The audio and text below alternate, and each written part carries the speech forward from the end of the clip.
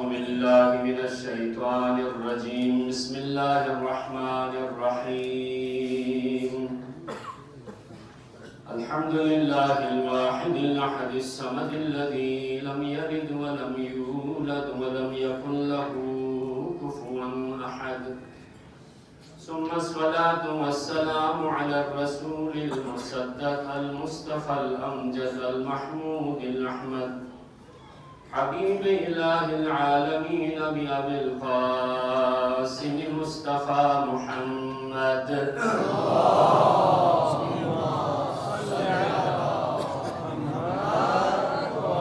وآله آل الله الميامين الذين أذهب الله عنهم الرجس وطهرهم تطهيرا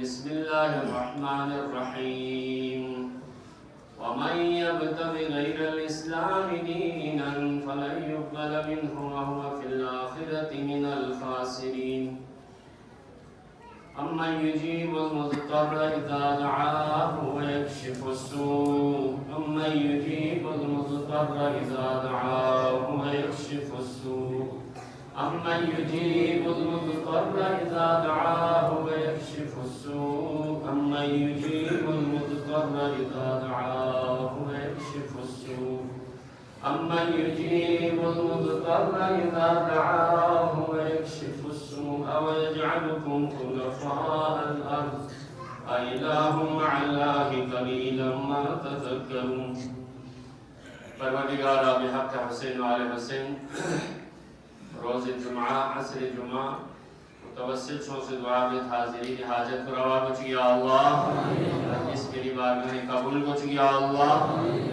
مریضوں میں شفا کو چکی یا اللہ عزاداران سید شہداء دنیا دی گاہ خطے گاہ منصری دے رمضامانی سوں سے جو یا اللہ حاضرین مجلس بانیان مجلسی دینی دے نبی گاہ ان کو اتنا روا کو چکی یا اللہ اولاد میں اتھل شکر کو چکی یا اللہ دعا کو گندم و بردی کے بیانے دا آمین کسر باقی من دینی ما پرتیس کرتے زیر دن پر دینی یا آمین کو ذرنا آمین زیر باید کو زیر کھانی دعا کو پا آمین اسکر پی اثر ہوتی خدا بندہ یو بطھل محلیہ متوسلی جگہ گایو یو مئی کربلا کو یوئین حسینی گایو تمہارا سرک کربلائی یونٹی یعنی میں اس کو بھی کہ ناجو جبفندہ یہاں سے اندر آتے ہوئے یہ ارادہ کرنے میں کربلا میں پہنچاؤ اس سے بڑے آپ کے لیے اور مقدس جگہ بہترین اوقات دعا کے لیے کیا ہو سکتے ہیں خدا بندہ عزاداران سید شہداء گاہ ملچر میرے زامان اسکوں سے جو یا اللہ اس سرمائے حیات ذریعہ نجات کو یا مجلس کو نہیں پروردگار علی مجلس کن محرس کیور سنکم پر صرف صالحین میں شکن کن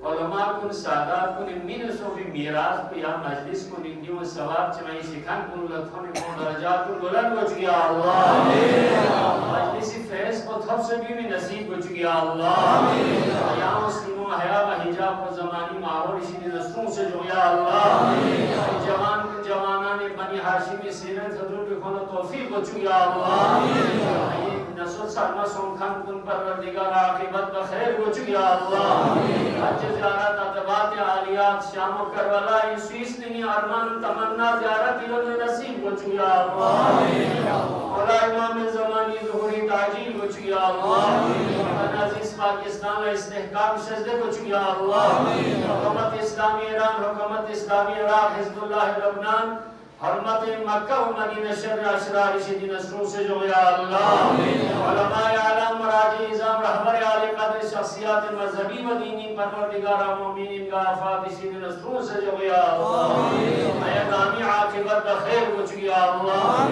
کے علاوہ بھی جو دل میں تمنا مرادیں لے کر حاضر ہے سب کی حاجت روائی کے لئے بر محمد آل محمد صلوات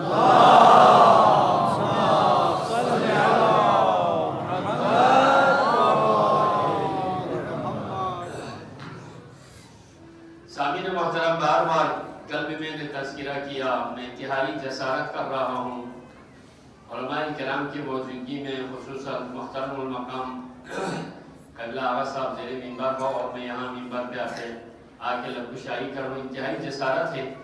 بہرحال ان کے اور انتظامیہ کے حکم کے ساتھ ساتھ حاضر خدمت ہوا ہوں، تو جہاں پر بھی کوئی مجلس عزا کا موقع ملتا ہے تو وہاں شرعی ایک مسئلہ بیان کرنا میں اپنا فریضہ سمجھتا ہوں۔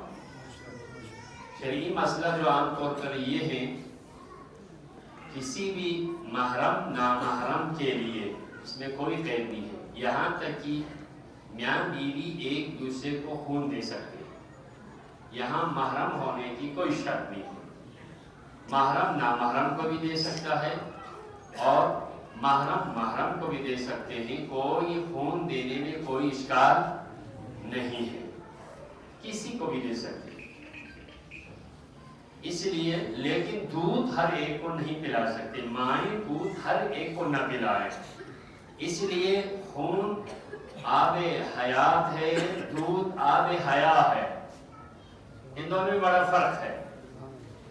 خون کی وجہ سے احترام کا رشتہ باقی ہو جاتا ہے، خون کی وجہ سے دوسرے کی زندگی کا لیے سبب انسان بن سکتا ہے، لیکن محرمیت کا سبب نہیں، حیا کا سبب نہیں۔ لیکن دودھ کسی کو پلائیں تو وہاں شرعی طور پر محرمیت یعنی حیا کا سبب دودھ بن سکتا ہے، اس لیے ہر ایک کو دودھ نہ پلائیں مائیں، لیکن خون ہر ایک کو دے سکتے ہیں، کوئی مسئلہ نہیں ہے۔ خصوصاً ماہ محرم الحرام کے دوران کسی کو اگر آپ نے خون دینا ہے تو بہترین موقع ہے۔ ایک ادارہ ہے، انٹرنیشنل لیول پر ہے، ادارے کا نام یہی ہے، اسی ٹاپک سے نام سے ہی بہت سارے غیر مسلم کو اور بہت سارے عام مسلمان کو حسینی بنانے میں اس نام نے، اس ادارے نے بڑا کردار ادا کیا ہے۔ اس کا نام ہے ہو از حسین، ادارے کا نام یہی ہے، ہو از حسین، حسین کون؟ دنیا میں یہی ہے، حسین کون؟ انہوں نے ایک پیغام دیا، حسین کون؟ تو سب سے اہم ترین حسینی بلڈ بینک کے نام سے بھی پاکستان کے اندر ہے۔ اگر کوئی کسی کو خون دینے کا موقع اگر فراہم ہو تو یہاں ہونا تو یہ چاہیے کہ ہر محلے میں ہر جگہ پر خون کے بلڈ ٹیسٹ کر کے ہر ایک کو نمبر ہونا چاہیے، تاکہ کسی کا کام آ جائے۔ دیتے ہوئے یہی یاد کر کے دیں گے، اس لیے گلستان زہرا کی آبیاری دوسرے کسی مائع سے نہیں بلکہ وہ خون کے ذریعے سے ہوتا ہے۔ لہذا یہ محرم الحرام جو گلستان زہرا سلام اللہ علیہا کے ذریعے دین اسلام کی زندگی کا سبب بنتا ہے، یہ ادارہ تو اس کے لیے کام کریں گے انشاءاللہ۔ اور محمد آل محمد صلوات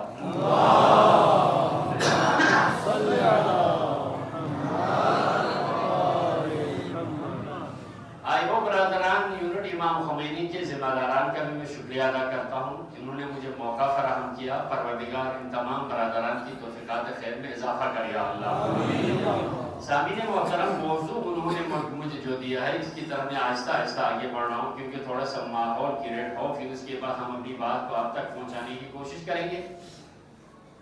موضوع ہے ثقافتی یلغار اور پیغام کربلا یعنی پیغام عاشورا۔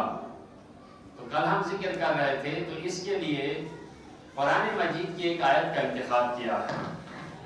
آیت کے مفہوم کی طرف اشارہ کر کے کل کے جو موضوع کا، کیونکہ کل تھوڑی سی تاخیر سے شروع ہو گئی تھی مجلس، اس لیے تھوڑے سے چند مطالب اس میں آگے ٹچ کر کے ہم کل سے انشاءاللہ اصل موضوع کی طرف جائیں گے۔ آیت ہے قرآن مجید کے سورہ آل عمران کی 85ویں آیت ہے، یعنی 85۔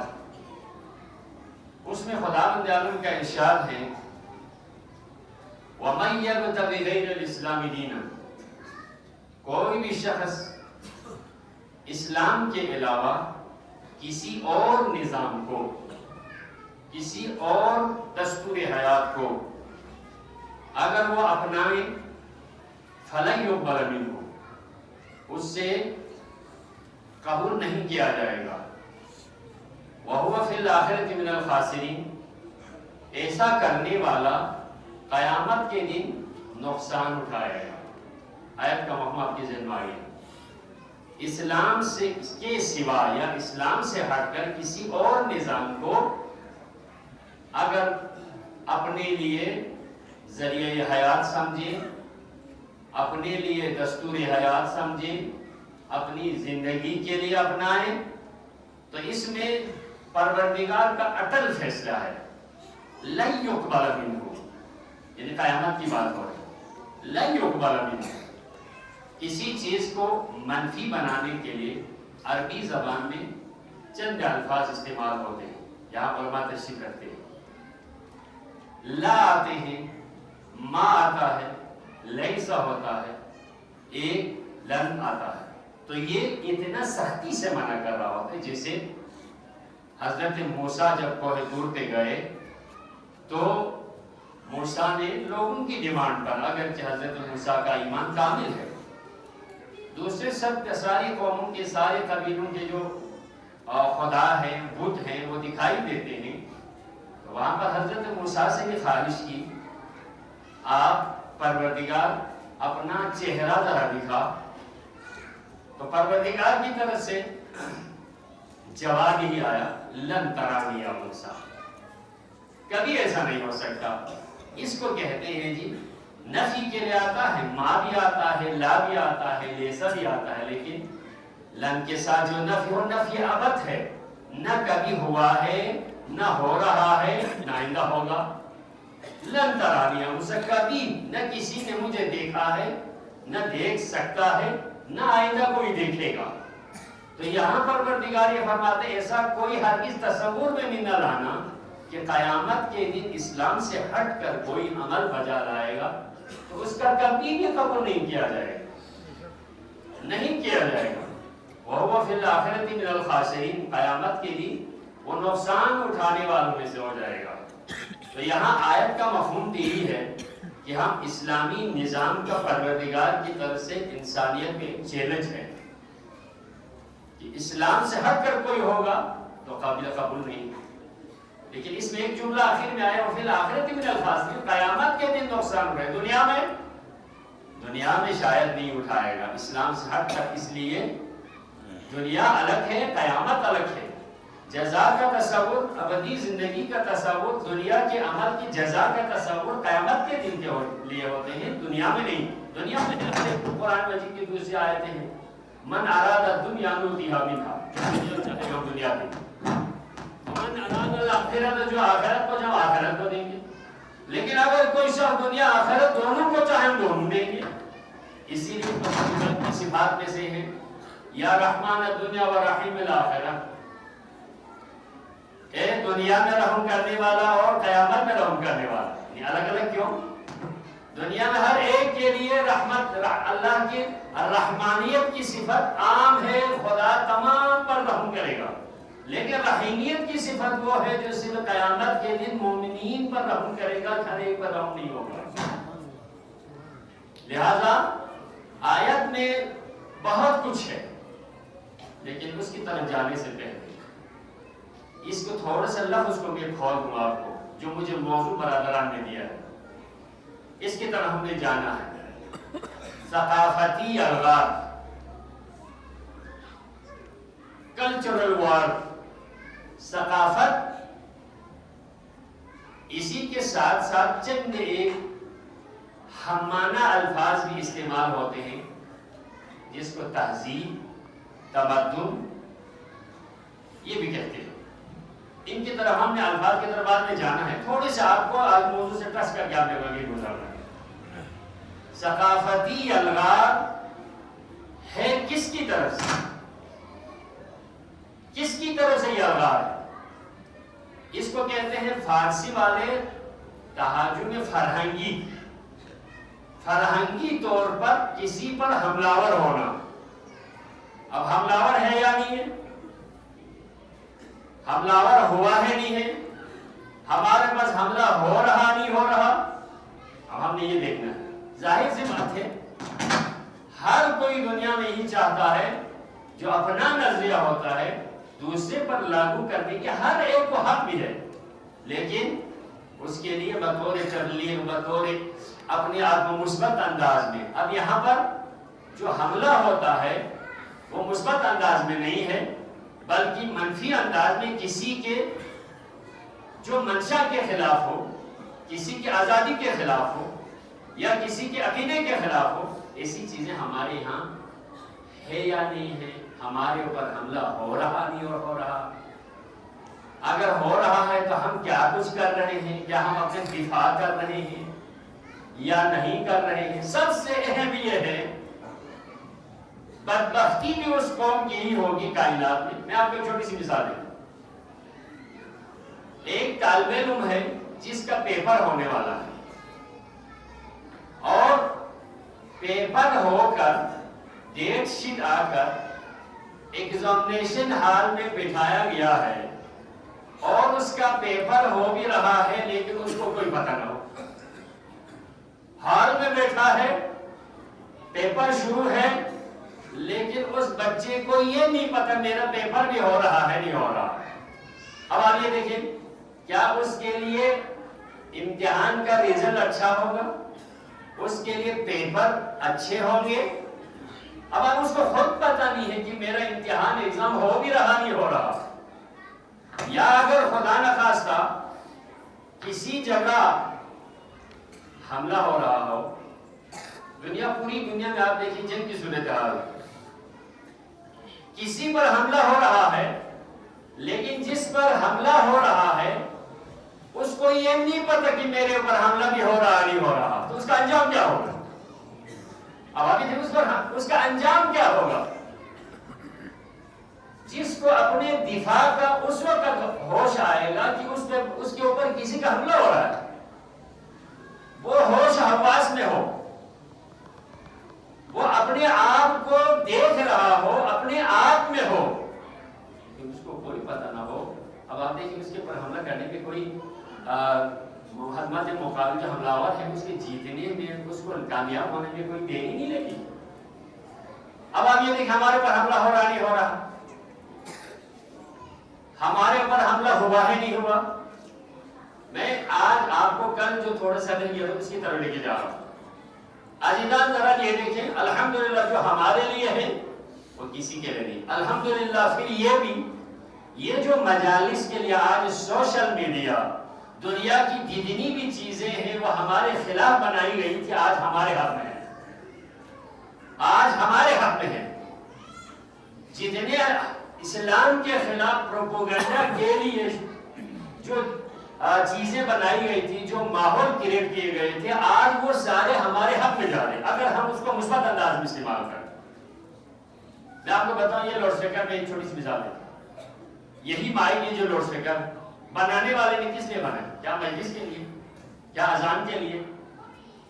کیا وعظ و نصیحت کے لیے؟ کیا مجمع میں کوئی پیغام پہنچے؟ نہیں، اس کے لیے نہیں بنائے گئے. اس نے بنایا ہی کس لیے؟ آپ کو پتا ہوگا اس نے کس لیے بنایا. یہ سٹیج جو شو ہوتے ہیں اس میں بہتر انداز میں اپنے پرفارمنس کو آگے پہنچانے کے لیے وہاں بنائے گئے، لیکن آج ہمارے لیے استعمال ہو کیوں؟ اس لیے بنانے والے نے بنایا، استعمال نہیں. آج دنیا میں بھی دیکھیں، اگر ہم ان کو مثبت انداز میں ان چیزوں کو اپنے جو الحمدللہ دین اسلام کی تبلیغات کے لیے تمام مسلمان مل کر ہو، دنیا ایک چیز کی تلاش میں ہے. دنیا یہ دور حاضر دنیا علم ہے. میں آپ کو بتاؤں، دنیا علم ہے. جہاں پر بھی علم کا زور ہوگا لوگوں کی نظر وہاں ہوگی، جہاں پر علمی رجحان زیادہ ہوگا لوگوں کی توجہ وہاں زیادہ ہے. اس لیے ہر دور میں، ہر نبی کے دور میں معاشرے پر ایک سنت حاکم رہی ہے، ایک سنت الہی حاکم رہی ہے. حضرت آپ دیکھیں، حضرت نوح کے زمانے کو دیکھیں، حضرت ابراہیم کے السلام کے زمانے کو دیکھیں، حضرت موسیٰ کے زمانے کو دیکھیں، حضرت عیسیٰ کے زمانے کو دیکھیں. ہر دور میں کوئی نہ کوئی جسے آپ معجزہ کہہ سکتے ہیں. ہمارے دور کا معجزہ علمی معجزہ ہے. آج دنیا ہماری طرف دیکھ رہی ہے کہ علمی دنیا میں کون آگے ہے. آج یورپ اگر آپ دیکھیں، یورپ میں وہ ٹیکنالوجی کے لحاظ سے 16ویں صدی سے یورپ نے، مغرب نے اپنی ترقی کا اور عروج کا سلسلہ شروع کیا، یہ 16ویں صدی سے، اس سے پہلے نہیں ہے. سارے ہمارے یہاں سے مشرق سے علمی ذخائر چرا کر لے کر گئے، پھر انہوں نے 16ویں صدی سے اپنی ترقی کا آغاز کر لیا، جس کی طرف علامہ اقبال جو مغرب کو بہتر انداز میں جانتے ہیں. یورپ میں کیا ہے، ہمارے جو میراث ہے، آبا و اجداد کے علمی میراث ہے، ساری چرا کر لے گئے. اقبال دل تھام کے مسلمانوں سے خطاب کرتے ہوئے ارشاد فرماتے ہیں، ہم سب جانتے ہیں، مگر وہ علم کے موتی کتابیں اپنے آبا کی، جو دیکھے ان کو یورپ میں تو دل ہوتا ہے سی پارا. سی پارا یعنی کیا؟ 30 ٹکڑے میرے دل کے ہوتے ہیں. مگر وہ علم کے موتی، اپنے آبا کے علم کی موتیاں جب میں یورپ کی لائبریری میں دیکھتا ہوں تو میں اپنے دل کو تھام کے ہی کہوں گا میرا دل اپنی جگہ نہیں بلکہ میرا دل 30 ٹکڑوں میں بڑھ جاتا ہے. کاش یہ علمی ذخائر کا ہم محفوظ نہ کر سکیں. لیکن 16ویں صدی سے انہوں نے اپنی ترقی کا آغاز کر لیا، ہمارے پاس سے نکل گیا. اب انہوں نے انسان کو 3 چیزوں کا نعرہ بلند کر دیا. 3 چیزیں ان کے پاس صرف، ایک آزادی ہے، ایک مساوات ہے، ایک ترقی ہے، بس یہ ہونی چاہیے. جبکہ اسلام آپ یہ کہہ سکتے ہیں اسلام دین کی بھی ضمانت دیتا ہے، دنیا میں جینے کی بھی ضمانت دیتا ہے، آخرت کی کامیابی کی ضمانت دیتا ہے.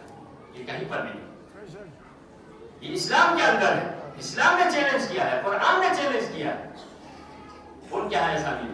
اب اس میں انہوں نے کیا کیا ہے، اپنی جو چیزیں بنائی ہوئی چیزوں کو ہمارے اوپر لاگو کر کے ہماری جو مقدسات ہے یا ہمارے جو کلچر ہے اس کو مٹانے کے لیے کوئی ایسا مرحلہ بھی نہیں چھوڑا. لیکن آج ہم بے خبری میں اپنا سب کچھ کھو چکے ہیں، اپنے سب کچھ کھو چکے ہیں. اسی کی میں مثال دیتا ہوں. اب انہوں نے کوششیں کی، پہلے خود آگے نہیں آتا بلکہ مسلمان کو استعمال میں لا کر اسلام کے مقدسات کی اہمیت کو ختم کر رہا ہے. اب انہوں نے کیا ہے، بہت کھوکھلا ہو گیا. میں آپ کو چھوٹی سی مثال دیتا ہوں، تھوڑی سی آگے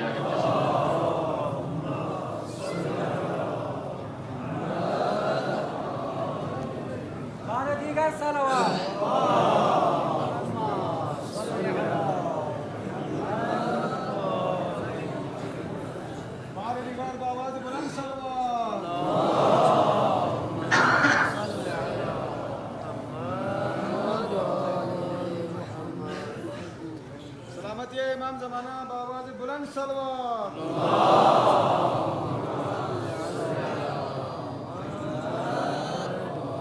میں آپ کو چھوٹی سی ایک مثال دیتا ہوں کس طرح سے ہمیں لاشعوری طور پر حملہ آور ہوا. آج کل آپ یہ دیکھیں، یہ توپ و تفنگ کے ذریعے سے حملہ ہونا یہ کوئی مشکل کا مرحلہ نہیں ہے. سب سے ثقافتی طور پر جو تہاجم فرہنگی ہے، جو کلچرل وار ہے، یہ بڑا سا خطرناک ہے. انسان کی حقیقت اور انسان کے جو عقائد ہے ان کو کھوکھلا کر دیتا ہے. آپ کو میں اس کی ایک مثال دیتا ہوں کس طرح سے انہوں نے حملہ شروع کیا ہے، جو لامرئی طور پر مسلمانوں کے آپس میں اختلاف کو، مسلمانوں کے جو سب سے اہم ترین چیزوں کو مسمار کرنے میں کیسا استعمال کیا. آپ کو چھوٹے ہمارے استاد فرمایا کرتے تھے، ہم ان کو سمجھتے ہیں کوئی مسئلہ نہیں معمولی سے، وہ کس حد تک وہ کامیاب ہیں. میں آپ کو چھوٹے سے 2 واقعات جو عام طور پر ہمارے محفلوں میں، ہمارے عمومی طور پر کہتے ہیں. دشمنوں نے مسلمانوں کو خراب کرنے کے لیے بہت بڑی کانفرنس بلائی یورپ میں، مسلمانوں کو اسلام کے آداب سے ہٹانے کے لیے بہت بڑی کانفرنس بلائی، اور اس کے آخری کمیٹی کے جو انچارج تھا اس نے بہت سارے مشن پر بھیجنے والوں کو کئی سال کے لیے، جسے اعزام کہتے ہیں، تبلیغ کے لیے بھیجا، جاؤ مسلمانوں کو خراب کر، اور کچھ نہیں تمہارا کام، ہمارے یہی ان کے پاس ہے کہ صحیح سی ایجادات ہے. اب انہوں نے بھیجا 1 سال کے بعد جو ان کے مشن پر آئے ہوئے لوگ رپورٹ لے کر وہاں حاضر ہوئے اور سب نے آخر میں رپورٹ یہ دی کہ مسلمان بڑے سخت ہیں, عقیدے کے پکے ہیں, ان کو عقائد سے دور کرنا, ان کے مقدسات سے ہٹانا بڑا مشکل مرحلہ ہے, بڑا مشکل مرحلہ ہے. ہم ناکام ہو گئے. سال کے رپورٹ کے بعد انہوں نے کہا ہم ناکام ہو گئے. انہوں نے کہا پھر بھی تم اپنے رپورٹ تو پیش کر دو نا, تم لوگوں نے کیا کیا, کیا بنایا. آج اس کی میں یہی مجلس میں آپ کو بتاؤں گا. ان کا اثر یہاں تک ہوا ہی نہیں ہوا. جبکہ آج سے اتنا دور آپ نہ جائیں, اتنا دور نہ جائیں. آج سے کوئی 70 سال پہلے کی حالت کو دیکھیں, ابھی کو دیکھیں. ثقافتی یلغار ہوا نہیں ہوا, کلچرل وار ہوا نہیں ہوا. ہم میں سے ہر ایک اس وار کے, اس حملے کے زد میں ہے یا نہیں ہے. ان کے رپورٹ کو دیکھ کر میں آپ کو چھوٹی سی مثال دے رہا ہوں. انہوں نے رپورٹ پیش کی, ہم ناکام ہو گئے. صرف ایک کام میں جو آج سے شاید میری عمر کے سارے بچے جانتے ہیں, ابھی نوجوان ان کو نہیں جانتے. ہمارے یہاں پر بھی یہ باتیں چلتی تھی اس وقت جو میں ذکر کر رہا ہوں. انہوں نے آخری رپورٹ میں یہ لکھا کہ ہم مشرق میں مسلمانوں کی محفلوں میں, معاشرے میں, سوسائٹی میں, سماج میں کام کرتے رہے ان کے آداب و اخلاق کے خلاف, لیکن ہم ناکام لوٹے. لیکن وہ اپنی رپورٹ کو پیش کرو. رپورٹ پیش کرنے کے بعد کہا باقی تو ہم کچھ نہ کر سکے, صرف ایک کام ہم کر چکے ہیں. وہ کیا ہے؟ مسلمانوں کے آداب و ثقافت قدیم میں یہ ہے کہ کوئی بھی شخص جتنی بھی گرمی ہو ننگے سر نہیں پھرتے تھے, یا ان کے سر پہ عمامہ ہوتا تھا یا ٹوپی ہوتی تھی. لیکن ہم اس معاشرے میں جا کر ہم نے سب کے سروں سے ٹوپی عمامے کو اتروا دیا ہے اور ہر ایک کے بال کو انگریزی بال کا نام دے دیا ہے. ہیئر کٹ کو آج کل انگریزی نہیں کہتے. بہت سارے بزرگ ہوں گے شروع میں ہمارے یہاں پر بھی کہتے تھے جی بال آج انگریزی بال ہے, مجھے انگریزی بال بناؤ. اب اس مشن والے کو اس ادارے نے بہت بڑا ایوارڈ دیا, تم بہت 100% کامیاب ہو گئے ہو. ہر گھر میں کم از کم جوان ہوتا ہے, جوان صبح شام اپنے بالوں کو کنگھی کرتے ہوئے اپنے بالوں کو انگریزی بال تو کہتے ہیں نا. اب آپ دیکھیں جنہ گیٹ کے نام سے ہمارے قائد اعظم کی ٹوپی پہنتے تھے. سر سید احمد خان جو پاکستان کے تھے, بانیان پاکستان میں ٹوپی پہنتے تھے. محمد علی جوہر آپ دیکھیں, شوکت علی کو دیکھیں, اس سے پہلے جتنے بھی سائنسدانوں کی تصویریں دیکھیں سب کوئی امامے کے ساتھ ہے. ننگے سر اسی طرح پھیرنا مایوب سمجھا جاتا تھا مسلم معاشرے میں, خصوصاً کسی محفل میں. آج صرف عدالت میں جاتے ہوئے سر پہ کوئی دوپٹہ پتہ نہیں کو رومال لے کے عدالت میں جاؤ, یا کسی یونیورسٹی کے کنوکیشن کے کوئی اور کو وہاں پر کوئی ٹوپی پہنائی جاتی ہے, یا کوئی جج کے سر پر. آج تو جج نے بھی چھوڑ دیا. دیکھیں کلچرل وار میں ہم اتنے مغلوب ہو گئے. آج کوئی تیار ہے؟ ہمارے یہاں پر تھے ہمارے بہت سارے عزیزان جو آپ یہاں پر جوان بیٹھے ہیں. ہمارے یہاں پر جتنے بھی بزرگ ہوتے تھے, مجلس جوں ہی شروع ہو جائے, آخری صلوات پہ پہنچ جائے تو سر سے جوں ہی ٹوپی اٹھاتے تھے, اسی وقت عزاداری شروع ہو جاتی تھی. مرثیے کا انتظار نہیں ہوتا تھا. آج کوئی ہے؟ ہم سب حملے کی زد میں ہے یا نہیں؟ بلکہ اب یہ چھوڑے, ہمارے علماء کرام بھی 10 سال 15 20 سال حوضے میں رہ کر وہ بھی ننگے آتے. ان کے سر پہ امامہ یہ اتنا روز ہوتا ہے, امامہ پہننے کے لیے بھی تیار نہیں ہوتا. اتنا ہمیں حملے کا اثر وہ بنایا ہے کہ ہم اپنے سب کچھ چھوڑ چکے. آپ کو چھوٹی سی ایک مثال دیں, ثقافت کہاں کی, کدھر ہے آپ اور میری ثقافت؟ آپ میرے آداب کہاں ہیں؟ مسجد میں جاتے ہیں نماز کے لیے کہ ادھر دروازے پہ کوئی پلاسٹک کی ٹوپی ہوگی, وہ پہن کے نماز پڑھی ہوئے چھوڑ دیا. یہ سب کچھ کس لیے ہوا؟ ہم اپنے جو آداب ہیں وہ چھوڑ چکے ہیں، یہ کس لیے؟ چھوڑا نہیں، ہم سے چھوڑوایا نہیں، ہمیں اتنا بوجھ ہو کے نہیں، بلکہ ایک سازش کے تحت، ایک حملے کی زد میں آ کر ہم سب پر مغلوب ہو گئے اور غالب ہو گئے، آپس میں اختلاف ایسا بنایا، ایک دوسرے سے اتنا دور بنا کیا۔ آج یہ دیکھیں عزاداری، آپ دیکھیں یہاں ہمارے کسی خاندانی کسی پیشوا کا تذکرہ نہیں کرتے، کیا امام حسین ہمارا کوئی رشتہ دار ہے یا رسول کا واسطہ ہے؟ جس رسول کا کلمہ گو ہو، اس رسول سے جس کو عقیدت ہو، اس کے نواسے کے کم از کم یا تو ہر ایک کو منانا چاہیے نا۔ رسول کو تو ہم تقسیم نہیں کر سکتے، آل رسول تو قابل تقسیم نہیں ہے، آل رسول ہے۔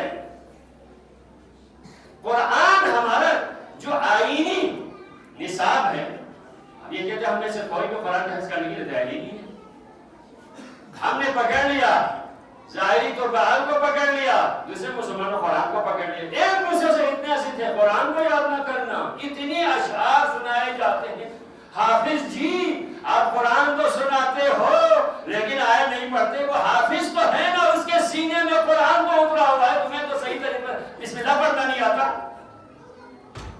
لیکن تمہیں حافظ کے اوپر اعتراض تو ہوتا ہے، اپنے آپ کو الحم یاد نہ ہونے کی فکر تمہیں نہیں ہے۔ دوسری طرف اگر دیکھیں فرزند رسول کی یاد کرنے والوں کے لیے، آل محمد کے تذکرے کو سننے والوں کے لیے، ایک دانشور نے بڑا خوب جملہ کہا تھا، عزاداروں کا شکر ادا کرنا چاہیے، عزاداروں کا شکر ادا کرنا چاہیے، خصوصاً اہل تشیع کا، اہل سنت کے بہت بڑے دانشور کا قول ہے۔ کیوں؟ آج اگر یہ بھی یاد نہ کرتے، آل محمد کا تذکرہ دنیا سے ختم ہو چکا ہوتا، ہمیں ان کا شکر ادا کرنا چاہیے۔ آپ یہ دیکھیں آج ہمارے درمیان میں اگر ہیں تو دوسرے لوگ اس حد تک دشمن کی سازش کا، غیروں کے یہ حملوں کے شکار ہم ہو گئے، عزاداری میں کوئی آنے کو تیار نہیں ہے۔ یہ کب سے ہو گئے؟ ابھی 50 سال، ان سے پہلے کوئی نہیں تھا۔ ابھی آپ یہ دیکھیں الحمدللہ تھوڑی سی فضا بن گئی، ان الحسین یجمعنا، حسین ہمیں جمع کر دیتے ہیں۔ 40 کے پیغام نے دنیا کو ہلا کے رکھ دیا، 40 کے پیغام کو ارمینیہ نے دنیا کو ہلا کے رکھ دیا۔ آج یہ حسین کے نام پر، حسین کوئی غیر نہیں ہے، یہ فرزند رسول ہے، یہ رسول کی حدیث ہے۔ حسین نے کیا، حسین کے بارے میں پیغمبر نے کیا، جب میں نے آپ کو تذکرہ کیا تھا، حسین کون، حسین کو Who is حسین؟ جو رسول کے شانوں پہ کھڑتے تھے۔ مقام حسین کو تھوڑی دیر کے لیے دیکھ، مقام حسین کیا ہے؟ آج عزاداری کے بارے میں بھی اگر آپ دیکھیں ہمارے پر حملہ ہو رہا ہے، ہمارے پر حملہ ہو رہا ہے۔ عزاداروں کو ختم کر کر کے عزاداری ختم نہیں ہو گئی، آج عزاداروں کو جتنا ختم کرے گا عزاداری اتنی ہی پھیلتی جا رہی ہے، لیکن کوشش یہ کر رہے ہیں کہ عزاداروں کو چھوڑ دیں، عزاداری کو خراب کر دیں۔ سوچنا ہوگا عزاداری کو، جو اپنی ذہن میں آ جائے وہ عزاداری ہے۔ اذان محترم اس کے مثبت پہلو کا آپ ذکر کر لیں، آج ان کو سمجھنے کی ضرورت ہے۔ میں آپ کو چھوٹی سی مثال دوں، کل ہمارے بچے آج جو محرم الحرم کا پہلا جو جمعہ ہے یوم علیہ اصغر کے طور پر دنیا میں منائے جاتے ہیں، آج یوم علیہ اصغر ہے، کل بھی یہاں بچوں نے جلوس نکالا، لیکن ہم ان کو روکتے ہی نہیں، ہم ان کو روکتے نہیں، ہم ان کو بتاتے نہیں کیسے عزاداری میں جائیں۔ لیکن آپ یہ دیکھیں، آپ کو یہ گران گزرے گا، ضرور گران ضرور گزرے گا۔ میری بات آپ کو بہت سخت رہی ہے نا، اچھی سن سے لڑکے ہو کر ماتمداری کرنا۔ بچے بہت سارے بچے تھے جس کے جسم پر کپڑے، وہ بچہ کیا سمجھے گا؟ کیا عزاداری اسی طرح ہوتی ہے؟ کسی کتاب میں کربلا میں آپ نے دیکھا، کربلا جو منبع عزاداری ہے، کسی جگہ بات جگہ پر ہو، لیکن آپ نے کربلا میں 4-5 کروڑ جمع ہو جاتے ہیں، تو کیا آپ نے کسی جلوس میں، کسی ریلی میں، کسی اندر کوئی نہ کوئی کہیں پر دیکھا؟ نہیں، ہم یہاں کیوں کر رہے ہیں؟ کیا ہمیں کپڑوں کے ساتھ ہماری آزاداری نہیں ہوتی؟ کالے کپڑے ہر جگہ پر ہمیشہ ضرور کر رہا تھا، لیکن آزاداری میں یہ مصنوع سنت میں ہوتا ہے۔ پیغمبر کسی طرح یہ ہمارے لیے مراجی کے فتاوی ہیں، لیکن یہ ماحول ہم نہیں بنا رہے، جو ہے ہم نہیں کرتے ہیں، لیکن کہیں سے کوئی آ جائے اس کے لیے ہم بڑی تیاری سے کرتے ہیں، بچوں سے کہتے ہیں بس اسی طرح کپڑے اتار، کپڑا اتار کے سو جانا بھی مکروہ ہے۔ اب آپ اسے آگے خود دیکھیں، کپڑا اتار کے اپنے کمرے میں سونا بھی مکروہ ہے، کراہت ہے، تو کیا مجلس میں اس طرح سے آنا کوئی عبادت ہے؟ میں نے آپ سے کہا یہ بہت گراج ہو جائے گی، مولوی صاحب نے کیا کہا؟ ماتم کے بارے میں نہیں، ماتم آپ سینے پہ ایک دفعہ ہاتھ لگتے ہیں تو یہ آپ کے پکڑ امام خمینی جوان کا جو ہاتھ اٹھا کے سینے پہ جو ہاتھ لگتا ہے، یہ مت سوچنا کہ آپ کا ہاتھ آپ کے سینے پر ہے، بلکہ یزیدیت کے منہ پہ تماچا ہے، یہ یزیدیت کے منہ پہ تماچا ہے۔ آپ کو اس کا اندازہ نہیں ہوگا، جو مخالف آزاداری ان کو کتنی تکلیف ہوتی ہے۔ یہ جلوس روڈ پہ نکال کے آپ ماتم کرتے ہیں اپنے سینے پر، لیکن درد کہیں اور ہو رہا ہوتا ہے، سکون آپ کو مل رہا ہوتا ہے، تکلیف کسی اور کو ہو رہی ہے۔ اس کا اثر کیا ہے؟ یہ شبیہ ہے، علامہ ابو الفضل عباس کی شبیہ، یہ شبیہ ہے۔ اس شبیہ سے کسی کے گھر پہ تو نہیں بلند کرتے نا، کسی سے تو جبری نہیں اٹھواتے نا، ہمیں خود اٹھاتے، لیکن اٹھانے پہ تکلیف کسی کو کیوں ہو رہی ہے؟ اس کے اثر کو دیکھو نا۔ دنیا پوچھے گی یہ عالم کیا ہے، یہ جلوس کیوں ہے، یہ عزاداری کیوں ہے، یہ ماتمداری کیوں ہے، یہ رونا یا آنسو کیوں؟ عزیزان محترم، لہذا حسین کے ساتھ جب آپ لفظ کو دیکھتے ہیں تو ایک ساتھ ساتھ دو اور چیزیں سامنے آ جاتی ہیں۔ آج میری تقریر جو ابتدا بھی تھی، جب آپ حسین کو کہتے ہیں تو دو چیزیں اور ہیں، ایک ہے حسینیت، ایک ہے حسینی۔ حسینی کون ہے، حسینیت کیا ہے، ان کو سمجھنے کی ضرورت ہے۔ اگر آپ صحیح معنوں میں حسینیت کو سمجھ لیں تو دین اسلام اس کے سمجھ میں آ گیا ہے۔ اس لیے حسین تک دین الگ سمجھا جاتا تھا اور بانی دین کو الگ سمجھ رہا ہوتا تھا، لیکن کربلا میں آنے کے بعد دین اور حسین ایک ہو گیا، جس طرح خواجہ امیری نے کہا، شاہ ہست حسین، بادشاہ ہست حسین، دین ہست حسین، دین پناہ ہست حسین۔ اب دین اور حسینیت میں دوئیت کا تصور ہی ختم ہو گیا۔ حسینیت یعنی دین اسلام، حسینیت یعنی شریعت محمدی، حسینیت یعنی احکام قرآن، وہ دو ہی نہیں ہے۔ اب اس کو ہم نے ثابت کرنا ہے، حسینیت کیا ہے۔ ایک حسینیت دین اسلام کے ان تمام جو کلچرل وار ہے ان کے مقابلے میں صحیح معنوں میں حسینیت کو زندہ رکھے، ہم جیت گئے۔ اگر ایسا نہیں ہے تو پھر ہم ہارے ہوئے ہیں، دشمن کا حملہ ہم پہ ہوتا رہے گا۔ ایک ہے حسینی، حسینی کیسا ہوتا ہے تو آپ نے دیکھنا ہے، حسینی کٹھن اوقات میں پتہ چل جاتے ہیں حسینی کیسے، جب قربانی کا عزاداری سید الشہداء بلند تر صلوات۔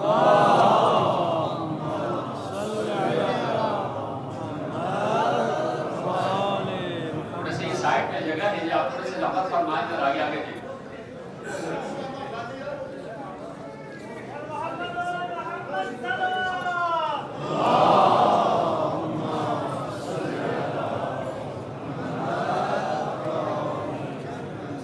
سلامتی شیعان حیدر کرار بآواز بلند صلوات۔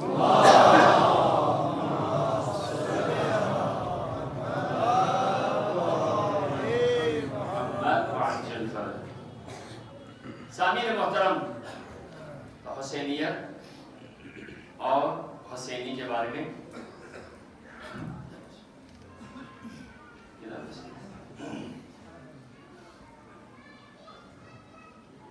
حسینیت میں اور شریعت میں اتنا فرق نہیں رہا۔ اب ہم الحمدللہ ہم سب دعوے دار ہیں حسینی۔ حسینی کیسے ہوتے؟ حسینی کیسے ہوتے؟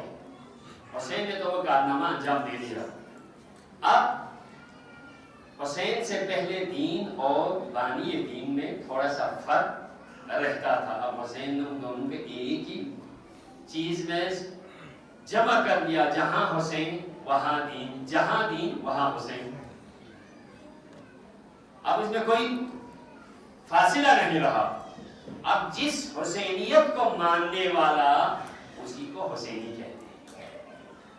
آج الحمدللہ ہم سب حسینی ہیں، سب کہتے ہیں ہم حسینی ہیں۔ حسین کی عقیدت مند صرف عقیدت مند نہیں چاہیے، بلکہ تھوڑے سے آگے بڑھ کر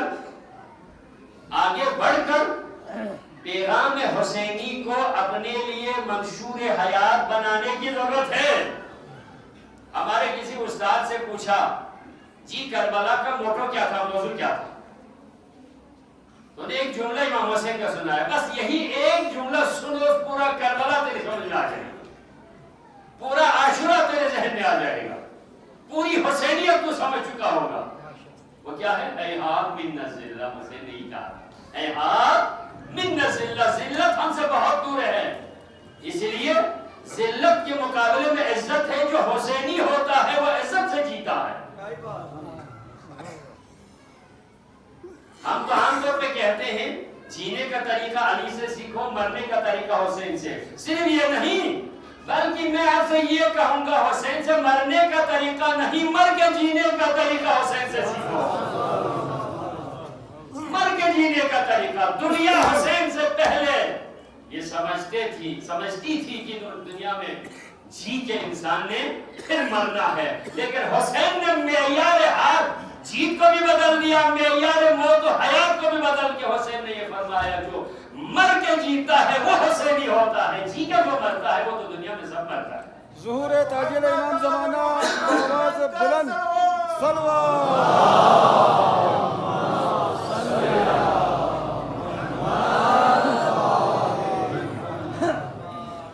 اسی ہندو شاعر نے بھی کیا کہا تھا، زندہ اسلام کر دیا تم نے، حق و باطل دکھا دیا تم نے۔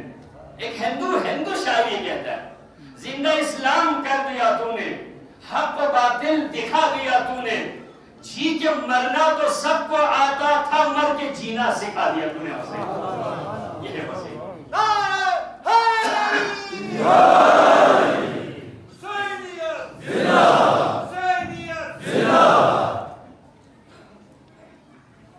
کارنامہ کیا انجام دیا؟ آج ہم یہاں پر جمع ہیں۔ میں نے شروع میں بھی ذکر کیا تھا، حسینیہ میں ماتم سرا میں داخل ہوتے ہوئے باہر سے آتے ہوئے ذرا وضو کر کے تشریف لائیں۔ دروازے سے اندر داخل ہوتے ہوئے اس دخول کے ساتھ یہ سمجھ لینا میں کربلا میں پہنچ گیا ہوں، میں کربلا میں پہنچ گیا ہوں۔ کربلا کوئی معمولی جگہ نہیں، خلیل نے بھی نہ پایا عروج عزم حسین، خلیل نے بھی نہ پایا عروج عزم حسین، بنایا کعبہ مگر کربلا بنا نہ سکے۔ یہ کمال حسین کو جاتا ہے۔ عزیزان، آج آپ نے کربلا کا تذکرہ سنا ہے۔ محرم الحرام کی دوسری 2 تاریخ، آج دوسری تاریخ کے حوالے سے حسین مکہ سے 9 ذی الحجہ کو آپ کو پتا چلا کہ کچھ دہشت گرد حاجیوں کی بیس میں احرام باندھ کر فرزند رسول کو مکہ و مدینہ میں شہید کرنا چاہتے، اس لیے حج کی نیت کو عمرہ مفردہ پہ تبدیل کر کے سب عرفات سے منا کی طرف نکلے، لیکن حسین اپنے قافلے کو لے کر کربلا کی طرف نکلے۔ راستے میں بہت سارے واقعات ہیں، بہت سارے فرامین ہیں، ارشادات ہیں، سانحات ہیں، لیکن راستے میں آل رسول نے خصوصاً علی کی بیٹیوں نے ایک ایسا منظر دیکھا، اس منظر کا کوئی اس کے خاندان میں کوئی سابقہ نہیں تھا۔ وہ منظر کسی جگہ جب قافلہ حسینی پہنچا تو 1000 کا لشکر ان کی سربراہی کے سامنے کھڑا ہوا. آپ دیکھیں وہ بیویاں بھی ہیں جنہوں نے کبھی بھی کسی غیر کو اپنے گھر کی دہلیز پہ نہیں دیکھا. زینب کبریٰ جیسی عظیم خاتون بھی ہے. میں آج آپ کو بتاؤں زینب کبریٰ کے متعلق ایک جملہ ضرور سن لینا. جب بی بی فاطمہ کی رحلت ہوئی، شہادت ہوئی، وصیت کے مطابق رات کو دفن کرنے کی وصیت تھی. مولا علی علیہ السلام نے حسن مصطفیٰ اور آپ کے ایک دو خاص اصحاب کے ساتھ رات کی تاریکی میں فاطمہ زہرا کا جنازہ اٹھایا. دروازے سے شاید چند قدم جنازے کو لے کر آگے نکل گئے تھے. اتنی دیر میں پیچھے سے کوئی رات کی تاریکی میں رونے کی آواز آئی.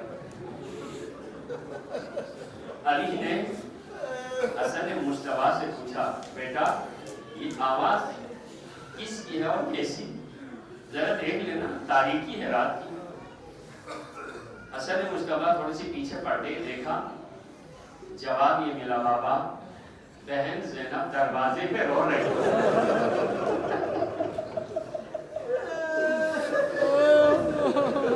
زینب دروازے کے باہر ماں کے جنازے کو دیکھ کر رو رہی. علی نے تشییع جنازہ کرنے والوں سے کہا، جنازہ تھوڑی دیر کے لیے روک دیں، زینب کو پہلے گھر میں پہنچا دیں. ماں کے جنازے کو روکا، زینب کو گھر میں بٹھایا، پھر فاطمہ کے جنازے کو آگے بڑھایا. آج وہ زینب راستے میں 1000 کا لشکر دیکھ کر اور نے راستہ روکا تو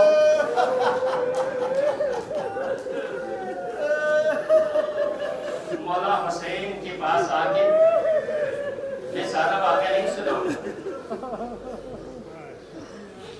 بھائی یہ لشکر کہاں سے آیا ہے اور کیوں آیا ہے؟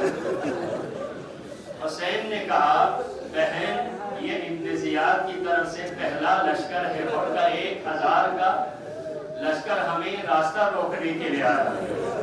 لیکن آل محمد کا اخلاق دیکھیں، آگے سے آنے والا قاتل بن کے آیا ہے، یہاں سے ساقی بن کے پانی پلا رہے ہیں. یہ آل محمد کا طریقہ ہے، سب کو پانی پلایا، یہاں تک کہ اور کے لشکر کے جانوروں کو بھی پانی پلایا. یہ آل رسول کا اور ان کے ماننے والوں کا طریقہ کار رہا ہے. مہمانوں کے ساتھ، اگرچہ رسول کی حدیث کے مہمان اگر کافر بھی ہو تو ان کی عزت کریں، لیکن آج قاتل ہے ضرور، راستہ روکنے کے لیے آئے ہیں، لیکن یہ ساقی ایک کوثر کا فرزند تھا، اس لیے پانی پلایا. اس لیے تلوار کے وار سے، اخلاق کے وار سے پہلے ان کو سمجھا دیں، ابھی تم ہمارے مہمان ہیں، آگے ہم تمہارے مہمان بنیں گے.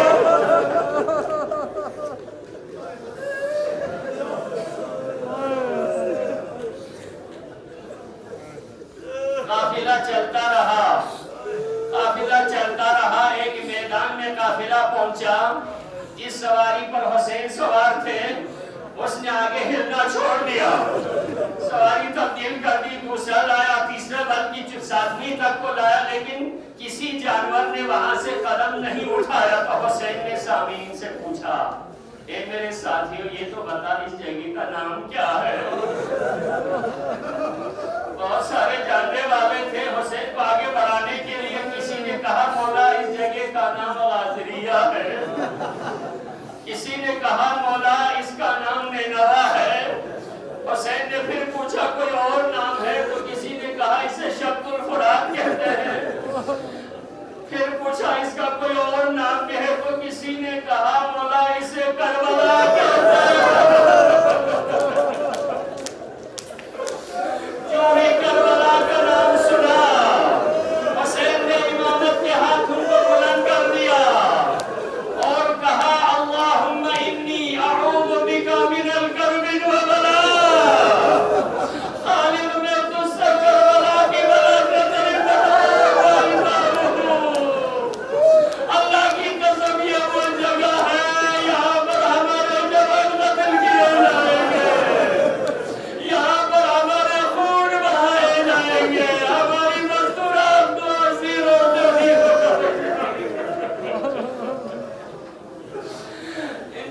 معذرت کے ساتھ انتہائی معذرت کے ساتھ آخری ایک جملہ بنتی زبان میں سے جوانوں سے معذرت کے ساتھ بس ایک ہی جملہ ماتم ختم آپ کے سینے پہ لکھا ہوئے پورا واقعہ میری دعا ہے پروردگار جس جس کے دل میں زیادت کربلا کے شروع میں اللہ نے نصیب کر یا اللہ جب کربلا کے میدان میں پہنچے تو حسین نے آل رسول سے کہا اصحاب سے کہا ذرا یہاں پر آپ خیموں کو نصب کر لیں خیمے نصب ہو گئے لیکن عزیزان زینب کبریٰ سمیم و حسین یا وہ مرابر جیک سے کھو مرے قسم